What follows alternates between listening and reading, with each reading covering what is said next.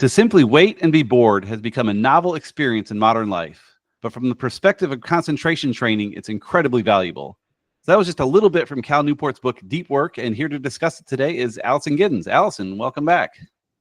Hi, thanks for having me. Yeah, so good to have you here. So, Allison, like I do with all these shows, you're the one that picked this book, and I think you were pointing it at me because this is something I struggle with a lot. So I'm excited to dig into this. But why'd you pick Deep Work? What led you to want to talk about that today? I think it's something that you hit it right there. I mean, it's hard because we struggle with it, and it feels good when we do it, or at least it does for me. Like I feel fulfilled. I feel like I've truly checked something off of a box when I do it and I finish it.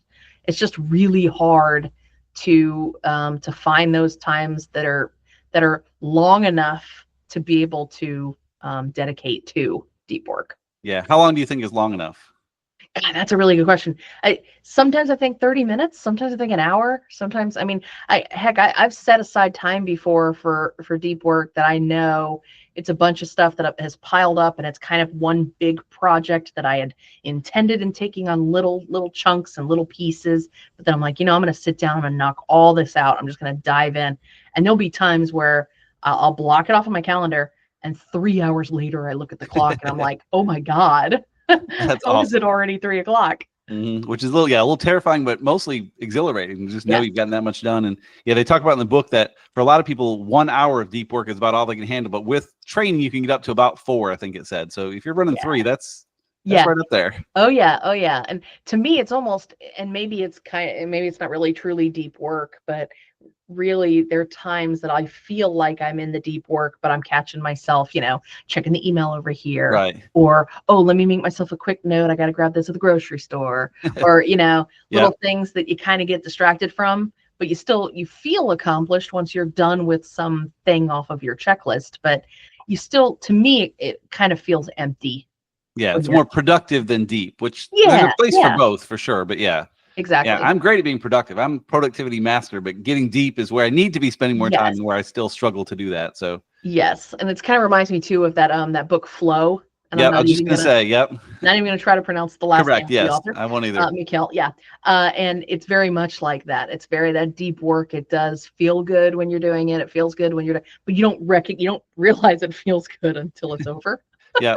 It's not until you actually get it done that you're like, man, I'm accomplished, and gosh, I've just solved the world's problems. And yeah, for sure. And flow is something I think it's almost a little different. I think they can be the same, but I catch myself in a state of flow quite a bit, but I'm not sure it's deep work because it's flow. It's more super productive. I feel great. I'm knocking off emails and doing this stuff and just getting my list down, and it's great. We need that, but it's different than deep work. I think I look for flow, no, and right. It's tough. I think it can be the same. I think if you're doing good deep work, it can feel like a state of flow. But I think, at least for me, I feel like in flow in times when I know it's not really deep, though. It feels good, getting a lot done, but yeah. Yeah, I'm in the zone, but not for long. Yeah. Quote from the book, I think sums that up pretty well. And this is me exactly. Again, it calls me out. But he said, if you send and answer emails at all hours, if you schedule and attend meetings constantly, if you weigh in on instant message systems, all these behaviors make you seem busy in a public manner. If you're using busyness as a proxy for productivity, then these behaviors can seem crucial for convincing yourself and others that you're doing your job well. And yes, I'm awesome at that stuff, which is yes. Oh yeah. And I've gotten better when it comes to the deep work piece. If sending emails is part of that deep work, which I think for some people it is, I mean, especially on the if you're communicating, if it's a big project and you're in the middle of it and, it's all you're kind of all consumed with it. I've been known, I love working really, really late at night, like 1 o'clock, 2 o'clock in the morning. Oh, dang. Okay. But I'm not sending emails then. Although kind of am, because I'm sending emails, but I'm scheduling them. Yes, I do some of that too. Yeah. I love that. Not that late, because but yeah. everybody thinks that, oh gosh, she's sending an email at, 8:15 in the morning. No, I'm not. I'm asleep. There you go. And so, like that, you're looking busy in public. So yeah, Exactly. No, I really liked how the author talked about being able to schedule the different type of strategies. And I was trying to figure out which approach I am. They were talking about kind of there's that completely removing distractions and then dedicating a large time to deep work. There's that kind of splitting time between deep work and other activities and kind of going back and forth. There's that rhythm approach where you kind of you have a consistent set aside time for deep work. And then you have that time where you just kind of fit it in wherever. And I think my day-to-day job does not really allow me to say, okay, everybody, at 10 a.m., leave me alone for an hour. It doesn't happen. Yeah. So I take little approaches, and I live and breathe by my Google Calendar, and I have color-coded things depending on project and all this. Oh yeah. And I will set a whole time period aside, and it could be for that deep work, but then I'm trying to be nicer to myself, where, if life happens and I can't get to it, it's not the end. In most cases, it's not the end of the world. Right. So I can just move it. But that block visually, I see on my calendar, there's a block of time, and that indicates to me I have to get to this, and I can't do anything else. I have to do this. And so that has helped me, I think, when I'm pushing, or when the goal is deep work. It helps because I've already in my head on my calendar envisioned this giant chunk of time that is only this particular thing. Gotcha. I think it may help folks too. Tell people a bit about what you do, or at least what your role looks like in terms of other people and distractions and that kind of stuff. Oh yeah.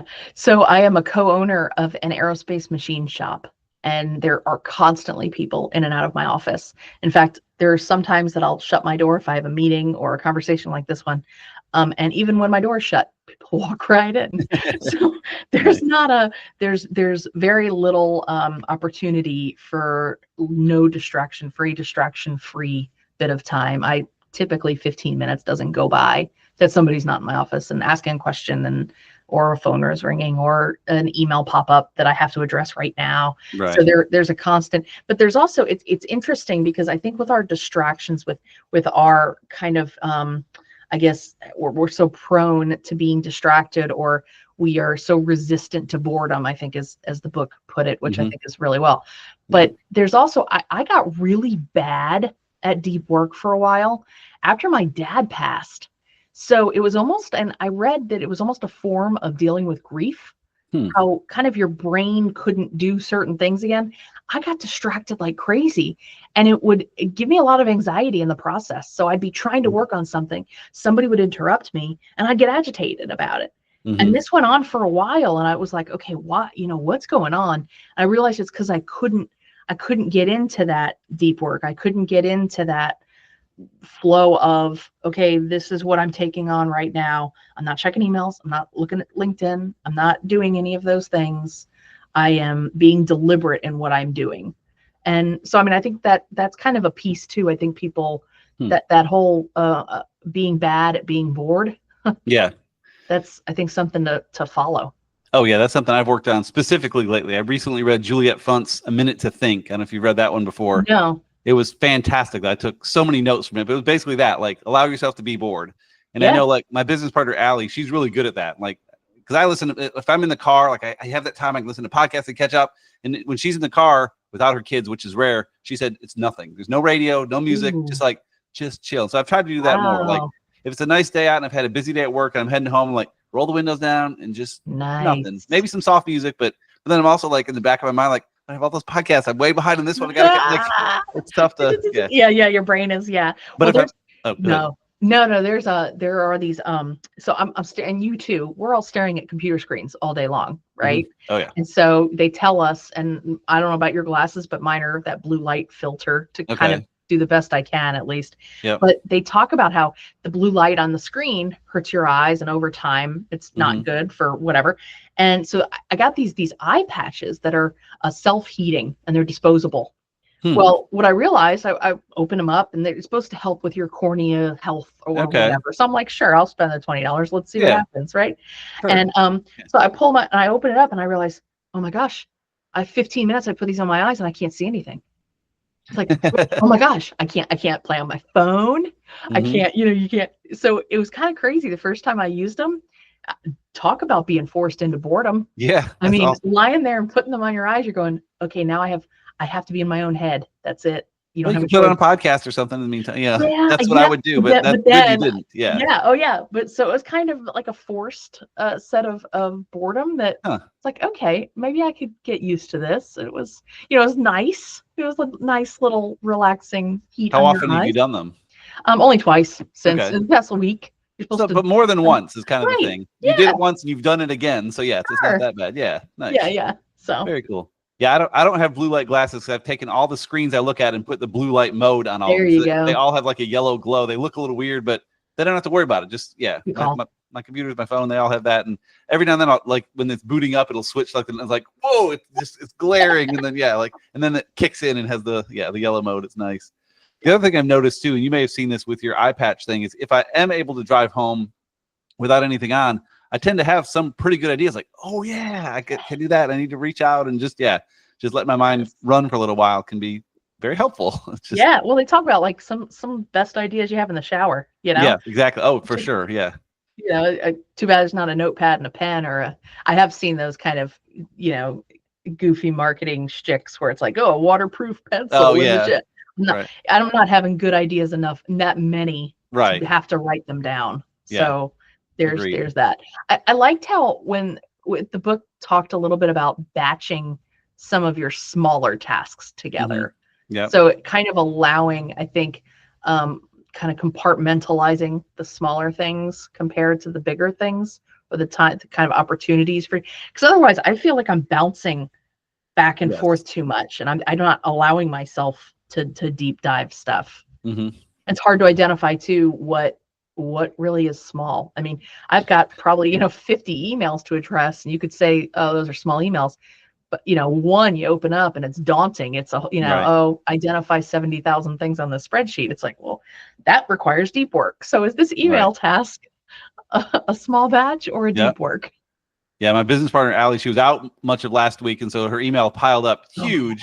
And this week she got it down. She said, I'm down to 15, but it's 15 brutal ones. Like it's not, not brutal, not bad, but just 15 that all require thought. She took care of all the easy ones and deleted the spam and all that, but got down to 15, like, and that was more daunting than the hundreds, because she knew that all those had significant weight behind them. And yeah. Sometimes I like to, when it comes to my work emails, I don't like a full inbox. So if I know it's going to take some deep work, I'll take it, file it somewhere in my email, and then I'll reference it in my task list for a specific day. And that way, when I know I've got to do stuff, or when I'm looking at my Google Calendar for my meetings, I can look at the task list and see, well, I've got a lot of things to complete today, and I've got a heavy calendar day. Well, then I can automatically know there's going to be no deep work today. Yeah. But I think a lot of it too is giving yourself the permission to do what needs to be done, because that's, I think I'd feel guilty for doing things over other things when I thought I should be doing one over the other. Yep. And somebody said to me not long ago, you make time for what matters. So don't feel guilty about the stuff that you are prioritizing, because if it were a priority to you, you'd do it. Right. Yeah. They say if you want to see someone's priorities, look at their calendar. Right. That sometimes it's okay, and sometimes I'm a little ashamed, and it's just and that's okay. And it's part of what we signed up for. I mean, we're both owners, and that's you got it. A different kind of situation we're in there. So that's interesting. Yeah. There's one thing he said in the book. He said, if you don't produce, you won't thrive, no matter how skilled or talented you are. And producing usually comes from deep work. I mean, you're not producing good stuff. I mean, producing emails, and that matters a little bit, but I mean, not really. And you won't thrive. No matter how skilled, he says. So you can be the best person ever. If you don't find the time for deep work, you're not going to produce the good stuff, and you're not going to thrive. Yeah. Anybody can do the stuff the robots do. Right. Yeah. We're seeing that more and more too. It's what is AI taking away? And it's, you can see what it takes away that we shouldn't be doing. And maybe it'll get us to a better place here soon if we can only be doing deep work, because all that stuff is taken care of for us, but we'll see. I mean, it seems to be kind of doing the opposite. I've seen memes going around saying it's taking away like the art and writing and all that, and leaving us with all the junk to do. Like it's doing the opposite. Like let us do the art and let it do the email, but it's not where it is yet. Yeah. But we'll see where it ends up. I don't want to get off on a rabbit trail, especially one that's counter to the book, but what task management are you using to system to handle that with emails and stuff? Honestly, I use Google Calendar for and I kind of I do a little bit of manual work here, but it's totally worth it for my system. I have my work calendar and my work task list all in Outlook. Okay. But whenever I have a meeting pop up for work, it goes color coded a specific color on my Google Calendar. And so at least then Google has everything, my volunteer, my home life, my Oh, everything gotcha. on Outlook's just there. work. Yeah, you got Gotcha. it. Okay. So I can kind of, it's nice and easy to be able to, certain people at my office can see everything I have going on with the office, but they don't necessarily need to know that I need to remember to put the trash out on Tuesday. Right. Yeah. Right. So things like that. Gotcha. Very cool. Yeah. It's always interesting how much you want to share calendars and stuff. Cause I'll have chunks of my day blocked off on my personal calendar, which means Calendly can't hit it, but then my team can't see it either. And they're like, what's he doing? So Yeah. it's an interesting balance And of it's that kind like of thing. when it comes to everything seems like it's got a different app to work with too. So Yeah. that doesn't help the whole deep work piece. No, not at all. It just kind of overwhelms you into thinking you're being productive when really, no, you're just preparing to be productive. Yes. Yeah. I'm a big sucker for preparing to be productive, playing with systems and with Obsidian and Tana and just all the different things. I can make them so much better if I just spend another 10 hours and and they will be a little bit better, but is it worth the 10 hours that I could have been doing something better for? Pretty much. Tough thing. He has a whole section about dependence on distraction, which again, I think he's talking to me there too. Like once your brain has become accustomed to on-demand distraction, Clifford Nass discovered it's hard to shake the addiction even when you want to concentrate. To put it more concretely, if every moment of potential boredom in your life, say having to wait 5 minutes in a line or sit alone in a restaurant until a friend arrives, is relieved with a quick glance at your smartphone, then your brain has likely been rewired to the point where, like the mental Rex in his research, it's not ready for deep work, even if you regularly schedule time to practice this concentration. So, that's another challenge is when it's time for deep work. I have two challenges, I guess, really. One is, getting my brain to focus, but really it's partly what should I be focusing on? I'm not always like, all right, I have time for some deep work. What should that be? Like, and I'm like, there's also the emails over there that are calling my name instead. Like, I don't know if you've seen that too, as you've grown in the company. It used to be my job was to do tasks, and now my job is to do deep work. But what exactly should that be? It's sometimes the answer is easy, and sometimes it's not. Yeah, I think that we have been fortunate in the past few weeks. We've hired a couple of people to help a lot with some tasks that I was taking on. That it was dumb that I was having to do certain things, and these people are so much better at it than I am. So we've offloaded some of those things, and I've had the opportunity now to kind of deep dive into certain things, and I've noticed at the end of the day I'm like excited about it. And I think that's key too, is when you're done with something in deep work, do you feel like, okay, I'm energized about something, or I'm happy to have been able to do something. And I think we spend a lot of our time doing the stuff that has to be done. Yeah. And doing those, I went to an event this morning and I sat at a table. We were supposed to appoint a person with a laptop to be able to enter things into menti.com as we were all working together on something. And of the 4 people at the table, 2 of them were like, I don't want to pull my laptop out because I'm just going to play on all my emails and not listen to the presentation. Yep. And in the back of my head, I'm thinking, so then just close your email client. That's what I do. If if I'm doing it, I just don't open it. But how bad is it that all of us, like you said, if the distraction's there, man, we're taking it. Yeah, but good on them for recognizing that, though. Yeah, no kidding. That's impressive. Yeah, I was in one yesterday at lunch, and I did close my email client at work, but I was one of the only ones on a laptop, and I felt a little conspicuous. But for me, it was kind of a time-saving thing. I was entering stuff right into Tana and like linking stuff up and taking notes, and like I was super engaged, but it still felt a little weird. Like a lot of times, that's where I'll pull out. I have a Kindle Scribe, to read, but also for notes, just if for no other reason, not to look like I'm doing something else, just to make it clear that I'm here. Because on the laptop, I was there, but it might not have looked like it to folks, Yeah. So it's a tough balance. It is. Again, knowing it, I think, is a huge part of the battle. Mm-hmm. It's something that's worked well for me with this too. Is you're familiar with EOS? I think, correct? EOS traction. No. Okay, the entrepreneurial operating system. Okay, it's a framework for running a company that we've incorporated with our business. But one thing they talk about in there is having clarity breaks that you should, as an owner, they say daily, if not weekly, and I do it a couple of times a month.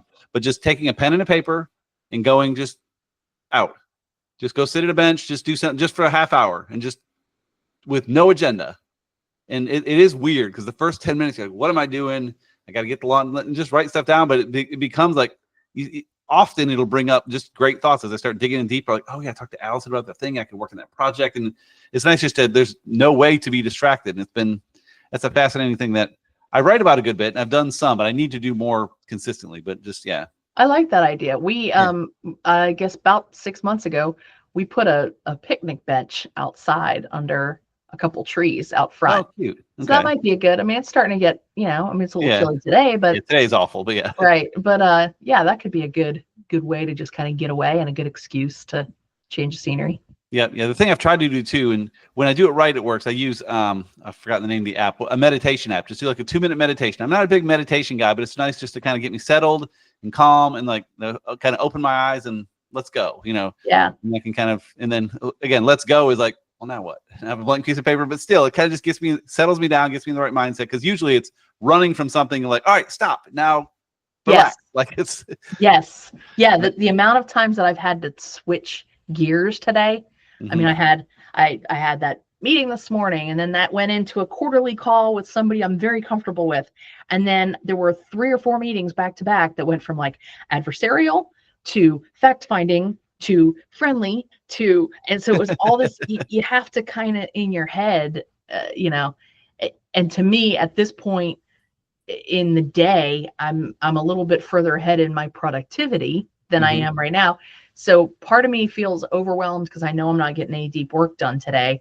But at the same time, like I said, I'm trying to learn to give myself permission. Like there's no law that says you have to do deep work every day.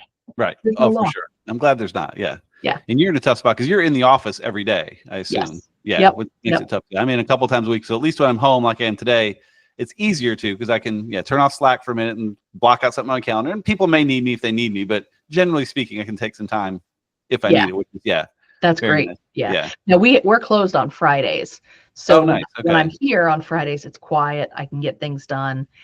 However, you could be the only car in the parking lot and you can sign that has your hours, but you'll still have people knocking on the door.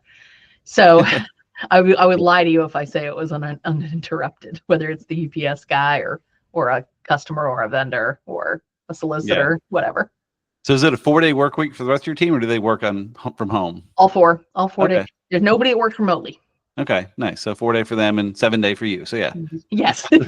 Yeah. That's how owners are. It's all good. Sometimes I give myself Sundays off sometimes. Oh, that's so generous. Yeah. I know, it really is when I ask for permission. Right? Yeah, that's so nice of you to let yourself do that. Another quote that kind of ties into exactly what you just said. He said, quote, "Your goal is not to stick to a given schedule at all costs. It's instead to maintain at all times a thoughtful say in what you're doing with your time going forward."